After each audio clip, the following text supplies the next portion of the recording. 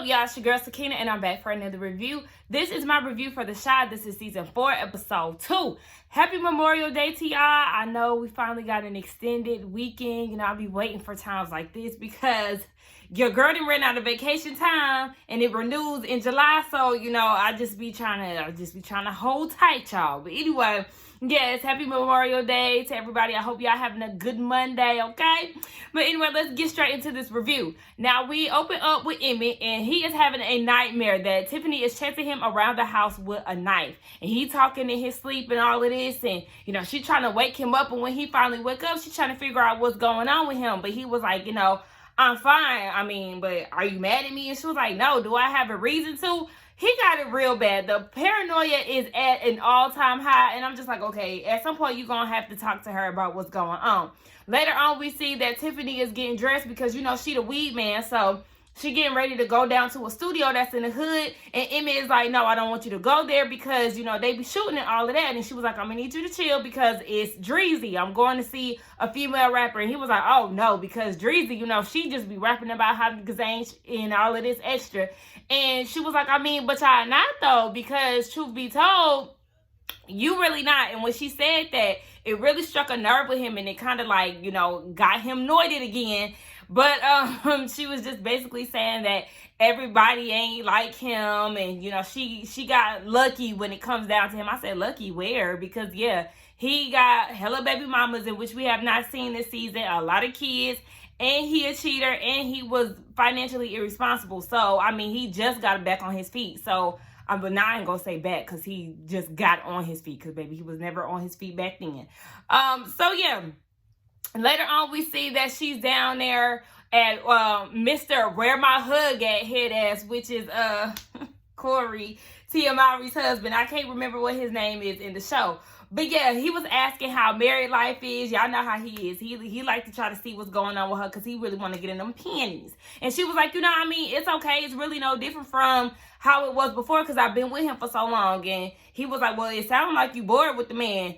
Really, she is. Because if you notice, I don't know if y'all notice, but every time Emmett tries to be affectionate with her, she be kind of like trying to swerve him and really don't got time for him.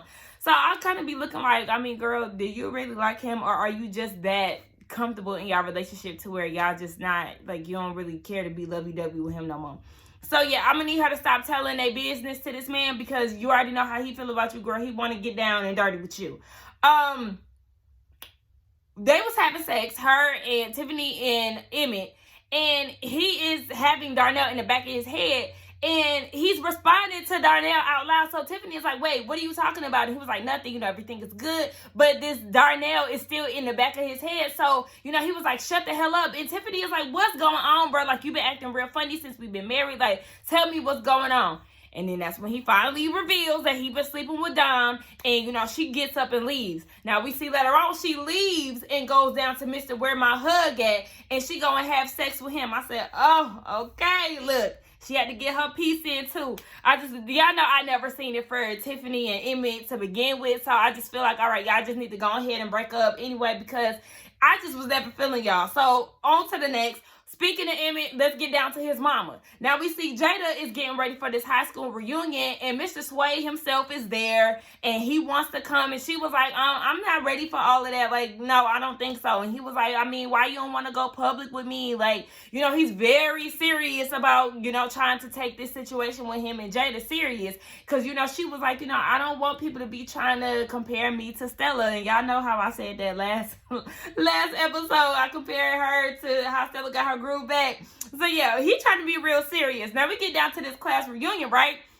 And we see it's Darnell, her, Sway, Nina, and Dre. They all in their Cooley High outfits because that was supposed to be the theme. But she got told by, or Jada got told by Monique, who was basically this hating ass bitch that she used to go to high school with, who used to be after Darnell. She was like, oh, y'all must have missed the memo because we changed the theme. We didn't want to have to go searching for costumes and all of that. So, you know, they there looking stupid in these afros and all of that, and everybody else is dressed regularly. Now, Monique noticed that Waithe is there, and, you know, she mentioned him by name, and she was like, yeah, I know you because you used to be my masseuse, and you used to be giving out more than massages, okay? Them happy ended. So Jada is in her feelings about this, and I'm like, I don't understand why she in her feelings, because sis, You got introduced to this man as the masseuse that gives happy endings. So yes, you already know that this is what he does, and that dick is hot around the block, sis. Now we see later on, Lena is asking Sway, at the class reunion still, what's his intentions basically with Jada and how she deserves a happy ending. Not like that, but she needs somebody who's going to be there for her and that she can live happily with. And he is down for it, okay? He wants to be there for her. Now we see later on, baby, why I keep saying that? Like, girl, stop saying it. Now we see later on. But later on, we see Sway and Jada in a bed. And he notices like a lump on her breast, and she was like, child, that's been there for years. I get it checked every birthday. Like, it's fine. And he was like, well, I want you to get it checked again. Like, please. So we see that she does go to the doctor, and Jada has breast cancer. And, she is just so distraught. I instantly felt for her. I felt for Emmett, because y'all know how he is about his mama. And I was just like, oh my gosh, come on, Jada. Like, she gonna pull through. She gonna pull through. Now let's hop over down to Maisha and Papa, because I'm going storyline by storyline just because I want to go that way today. Papa is getting ready to create this podcast, so he's getting his studio set up in his closet because, he ain't got enough money working down at Smokies to be trying to get some studio time.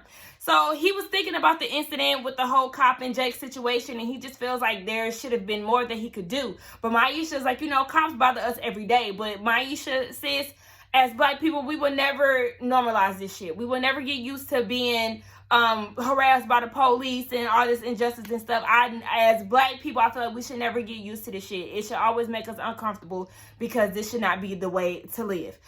He wants Van Jones to be a part of the podcast. He said he DM'd him, and Van Jones actually responded back and was like, thanks for the support or something like that. So Papa was waiting around for Van Jones to show up because, he done responded to my DM, and Maisha's like, baby, look, no, it's a no. He is not going to show up. Big money, he is not going to come.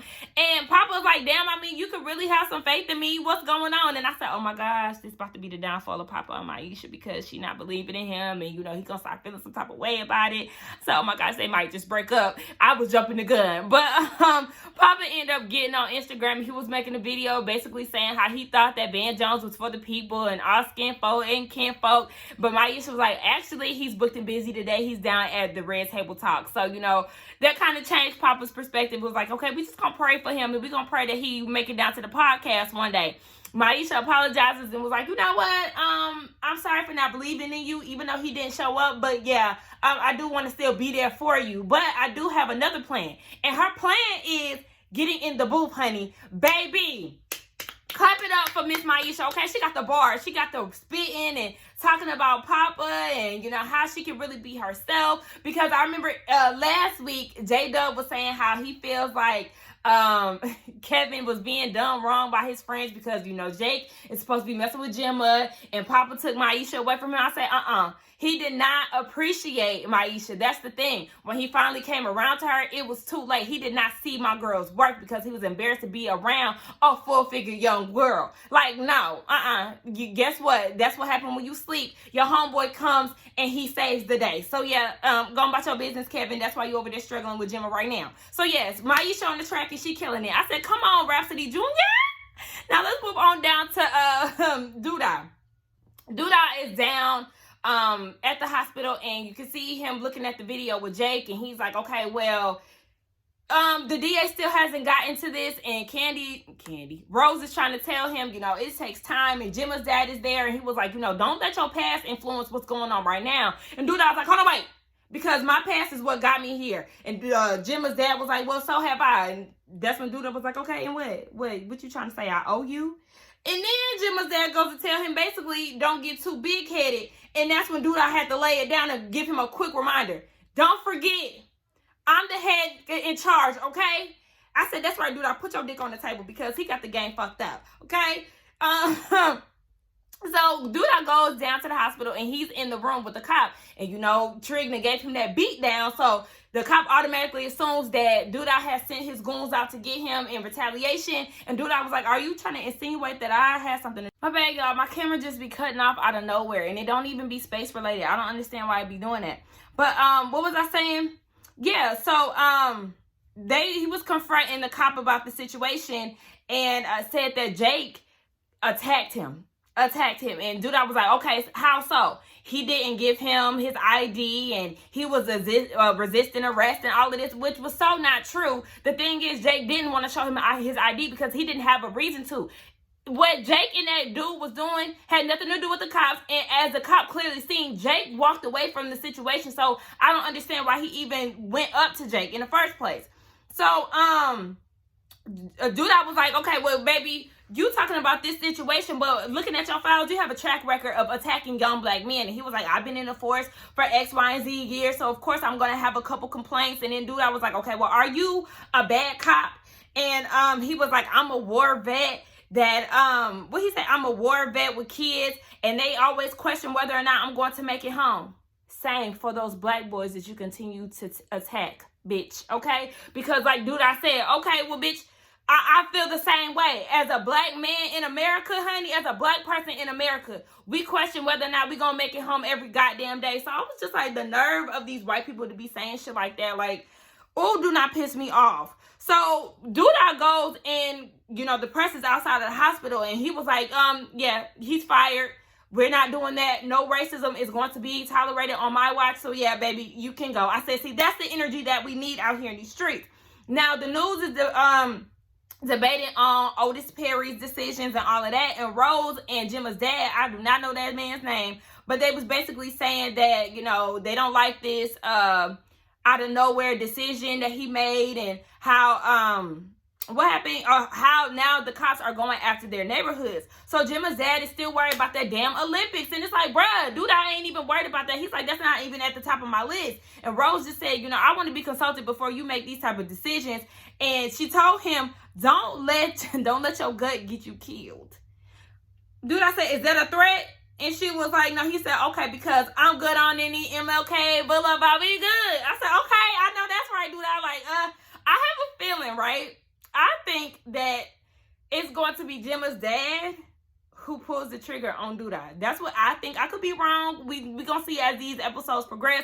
But I'm feeling like it's not going to be as obvious as a Rose or one of the cops. I feel like it's going to be Gemma's dad, because, you know, they all be doing slimy shit. Now we see that Duda does an impromptu press conference, and he lets everybody know, baby, we are defunding the police. The definition of insanity is doing the same thing and expecting different results. Baby, we about to shake the room, okay? Defund these motherfuckers. Yeah, it's a wrap. Y'all have a good night. So we see that the cops are giving him the side eye, and, you know, they are not pleased with his decision. Rose is not pleased with his decision either, because she's like, you know, I did not sign up for this. Yes, you did, girl. Listen, I know you didn't like the decisions that he's making, but this is what you signed up for. You signed up for him to be mayor, and at this point, he the man in charge, and he is taking the lead on this. Moving on to Trig. Trig is really beating himself up. I don't want to say beating himself up, but in his mind, he's playing this back about, you know, him attacking the police and the police attacking Jake. So it's heavy on his mind. And Imani is like, you know, you can't say the world, like, I know this is a temporary fix, but you just gonna have to, you did what you felt was needed at the time. So, you know, Trig is just really mentally messed up right now. But they have this quick debate, right? Because Imani does not like sugared grits, but Trig does. So, you know, when they make grits, they have to make them separately. And this is always an ongoing thing, right? I and me and my family, we are a sugar and grits type of family. I don't know if it's a Midwest thing or not, because y'all know I was raised by Ohio parents and all of that. We say pop and all of that. So it's just like, I don't know if it's a Midwest thing or not, but baby, yes. Team sugar and grits all day. Fuck that salt and pepper and cheese. No. Grits is supposed to be sweet. We see Jake is out the hospital, and he's getting ready to pack up for college week. Or what is it, college week? It's a college tour. And Trig is saying, are you okay? If you're not okay, it's okay to let me know. Like, you don't always have to pretend that you're strong. And Jake is like, yes, we do. And, you know, that's always how it is when it comes down to black men, their pride and all of that. Like, they do have this thing where they feel like they always have to be strong, and it's okay when you're feeling a little vulnerable sometimes, or when you're not feeling okay, it's okay to share that. So I like the fact that Trig did, you know, let him know that this is a safe space. If you're not okay, it's okay to tell me that.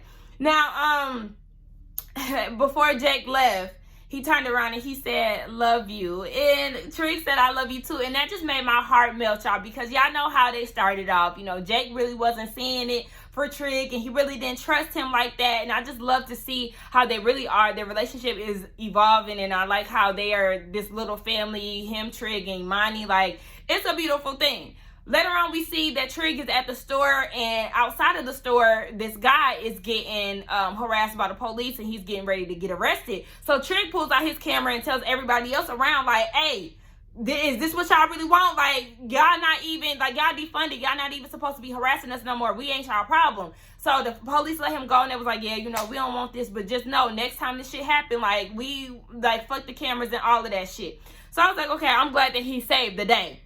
We see later on that Trig is getting somebody out of jail. He's going to pick up his friend. That is Jason Weaver. I forgot what his name is on the show, and I should have got it, but I'll get it next time. He's being released from prison, and he's coming to stay with Imani and Trig. And, you know, Imani does not know this, but they throw him a party, right? A coming home party, and he's introduced to Imani. Now, when they were still down at the prison, he was asking hella questions about Imani and all of that. And you can tell Imani is very uncomfortable in this state. I don't know if she feels like she's being clocked, or if she just doesn't like the fact that Trig's friend is all up on her, because he's acting very thirsty and all in her face. And it was just very inappropriate to me. And I was just like, see, that's the shit that's going to get you beat up. And remember in the beginning of last week, the intro, remember she had threw something at Trig like they was arguing. It's probably it's going to be, I promise you, it's probably 100% going to be in regards to that friend, because she got the bomb dropped that he was going to stay there, and she had no idea about it. He didn't talk to her about it.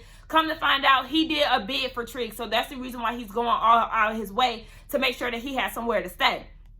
So we just gonna see how that goes. I can tell that Mr. Jason Weaver, I love to see our 90s people back on TV. You know, the smart guy, the Lion King, the Jackson's American Dream, okay? 90s King on TV today in 2021. I love to see it. Moving on to Kevin. Kevin is, you know, he's fucked up by this whole situation. He is self-medicating. He is drunk. He is high all the time. Nina is not feeling his attitude. And Drea's like, you better be lucky that you ain't on punishment. But you know what? We're going to shake this up. We ain't going to keep you locked in this house, but we're going to take away this phone. We're going to give you a flip phone instead, and we're going to take that TV away because you've been wilding out, and that's unacceptable. You know, he been real snappy. He's going on a college tour, and he's upset about Keisha, you know, eating up all the snacks and all of this. He can't wait till she dropped the baby. But Dre is like, I mean, if she don't find an adopted family, we're going to be feeding another mouth. So, yeah, you're going to have to get used to this if she don't find somebody to give this baby to. Let's go down to this tour, this college tour. We see Gemma, they on the bus. She got her camera out, and she asking, you know, she making her little video talking about the classes she gonna take when she in college. And she asked Kevin what he's gonna study, and he was like, he don't know. So then she stopped the tape, and she was like, hold on, wait, because I don't want you to say that, because it's going to come off as if we're not equally yoked. And Kevin is like, why? Because I haven't gotten it figured out yet. I'm like, okay, yeah, girl, you need to pump your brakes. You know, Gemma just be getting on my nerves, and, you know, she's talking about some equally yoked and all of that. You know, I understand what she's saying, but girl, you in high school. Like, go sit down somewhere. He's annoyed by her, and so am I. The cops rode by on the while they're on the bus, and you know he gets very anxious. You can tell baby is traumatized. Now he asked Jake how his arm is doing, and Jake is like, you know, it's fine. You know, the doctor said that I could be off the cast in 2 days, and he was giving him really dry energy. Now this little white girl then came and sat next to him, and all of a sudden he then got some life back put into him, and he laying it on thick, playing the victim with the whole arm situation. Yeah, you know, it's horrible. It's gonna take a few months. I said, oh, okay, this how we doing it. All right. So the white girl goes and, you know, places her hand on his lap and was like, you know, Black lives will always matter to me, and talking about he a hero on all of this. I said, you just want to give him some of that cat, you nasty little Did y'all notice that Gemma was looking? I mean, Kevin was looking too, but Gemma was looking, and I said, oh, I see you.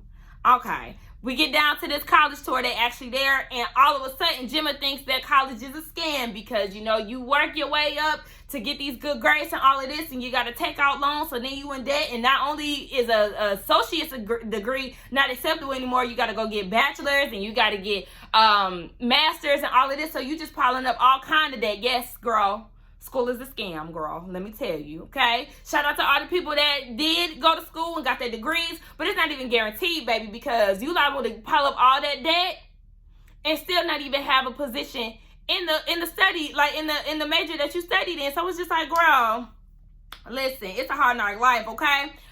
Kevin is out of it. He ain't got time for Jimmy. He was like, you know what? I'm tired of hearing you speak, baby. I need to go find Jake because I got to get away from you. And I'd be like, look, I be feeling the same way about Jimmy. I was featuring her before, but over time, sis is just very aggy. Like, girl, I mean, do you know how to be a kid? Do you know how to, like, you know, have fun and not always talk about the man? Like, I'm trying to tell y'all, she's... Anyway, Jake is in the bathroom getting it in with that little white girl. And they end up coming together later on, and they see that these white dudes are playing a game. And Jake is like, you know, I like playing video games, but, like, not to that extent. And Kevin was like, you know, people be getting scholarships off of this game and shit. So Jake was like, word, well, here, take this money and go beat their asses. So he go and he plays against the white boys, and, you know, he whooping ass. One of the dudes asked him, does he want some coke? Because he done, you know, he didn't collected their coins. He didn't spent up the little white boy's coke money. And he was asking him what kind of drugs Kevin do. And Kevin was like, man, I don't do none of that shit. But then one of the dudes was like, come on, he's just a kid. And for some reason that, like, made Kevin want to try Molly. So he on Molly and he dazed and, you know, he just out of it. He gets kicked off the tour. Keisha got to come pick him up. He throwing up all over the house. And she was like, you know, you lucky I don't tell mama this, because you need to be acting like you got some damn sense about yourself. You need to be trying to appreciate this, because I'm supposed to be in college. And here I am picking you up because you don't know how to act. I said, see, that's Keisha. She's showing a lot of resentment. You know, her situation, remember, she was on her way to college. She finally had made that decision to go, but then she got kidnapped and now she's pregnant. So it's just like, my sis is just really going through it. Speaking of her, let's get into what she got going on. We see that she has a job down at the thrift store, and she has this aggy ass manager who was on her back about every little thing that she's doing. And I'm like, look, baby, I couldn't do that as a regular person as I am now. As a pregnant person, absolutely the fuck not, baby. I would have went off on her because I can't do shit like that. That would have been my first and last day working there. She runs into this girl that she went to school with, and the girl is asking how she's doing, and you can tell that Keisha's very you know, self-conscious about her pregnancy and all of that. It's probably because she's probably thinking, you know, I was kidnapped, and now all of a sudden people are probably assuming that I'm pregnant by this man.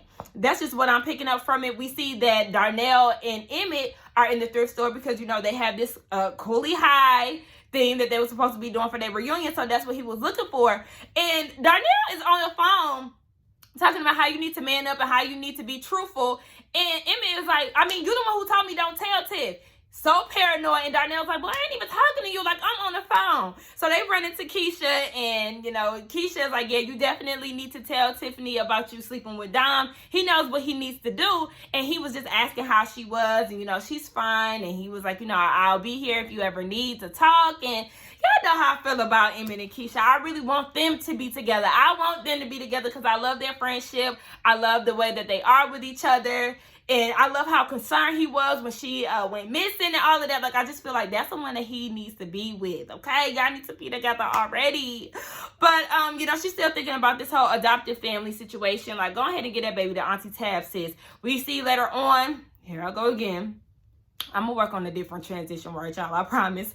But the family, Kevin, Keisha, Dre, and Nina, they all go down to her appointment. And Kevin can hear the baby's heartbeat, and he was wondering what that was. And Keisha explained to him what it was. And the doctor is asking Keisha if she wants to know the gender of the baby. And she said no, and she was crying. And she just looks so pretty in this scene. Like, her, like, y'all know how I love natural looks. And she was just so pretty in this scene. Like, I just loved it. But, you know, she started to cry, and everybody pretty much looked very happy to view the baby. So it's kind of like, okay, is she still conflicted about keeping the baby, or is she sure that she wants to give the baby away? Now, I know Auntie Tab is going to be in the rest of the episodes at some point or down the line of the season. So it's just like, I don't know. We don't know what Keisha gonna do, y'all. Y'all let me know. Y'all think she gonna keep the baby, or is she gonna give it to Auntie Tab? Y'all let me know. Let's get down in the comments and talk. But that was my thoughts on this episode of The Shy. I really did enjoy the episode. Don't forget to like, comment, and subscribe to my channel, and I will see y'all in the next one. Bye.